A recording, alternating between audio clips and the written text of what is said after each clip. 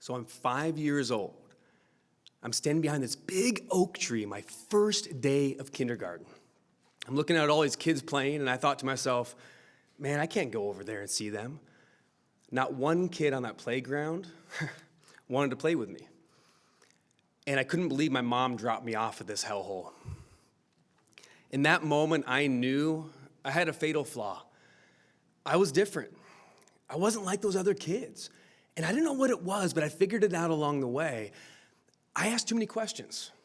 I looked at the world differently than everyone else seemed to, I guess.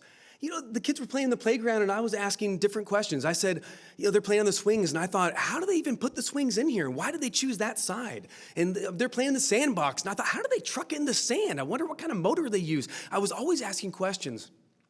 Elon Musk, in a recent interview, said something that stuck out to me I'll never forget. He said, when I was a little boy, I was scared someone was going to come and take me away because I knew that I was different than the people around me. I knew I saw the world different. That stuck with me all through high school. I always felt like I was on the outside looking in.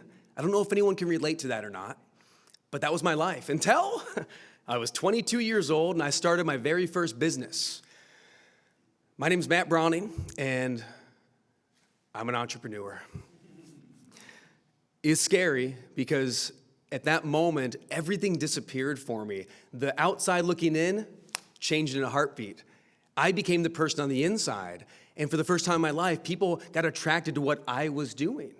It was bizarre. Since then, I've founded 4 different companies over the last, 2 years. Now, I'm a little older than 22 today. But as I started studying entrepreneurs, I started studying us. What makes you and I tick? Why do we do what we do? I started studying something called motivation.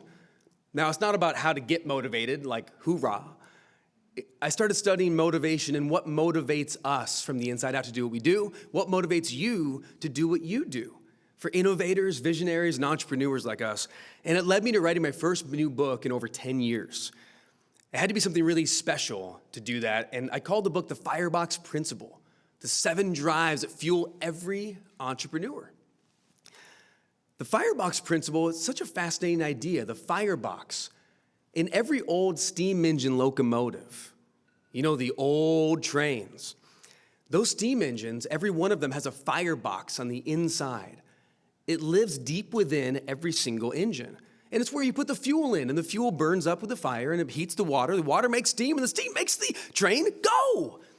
Every one of us has a firebox deep inside us that causes us to go, that causes us to move forward, that drives us for the passions, for our dreams, for our purposes. And I don't know what your dream is. I don't know what your passion is. I don't know what your purpose is, but I know you have one. If you didn't have one, you wouldn't be here right now. It's a very important place we are, and you're a very important person. That's why this is a VIP day.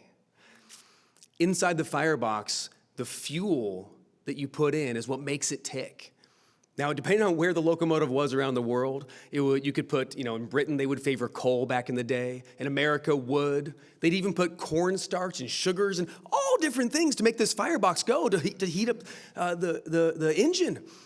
But the interesting thing about it is they'd always pull the fuel from where? From the environment. And in your firebox inside you and my firebox inside me, we fuel our drives and our passions generally from our environment, from our story. So I told you a little bit about my story. Growing up feeling like I was on the outside looking in. Every one of us has a story, and I want to share one more quick one with you today. There was a man just a few decades ago that started a pub chain in London, England, and they're all over the UK and Ireland today, called Wetherspoons. There's nearly 900 different pubs and hotels that he owns. And when he started Wetherspoons, he had to come up with an idea for the name, and Wetherspoon isn't his name. It turned out, though, his 3rd grade teacher was named Mr. Wetherspoon. And as the story goes, his 3rd grade teacher never believed in him, told him he wouldn't amount to much. And he decided when he went and started his very first business that he wanted to take a wrong and make it right.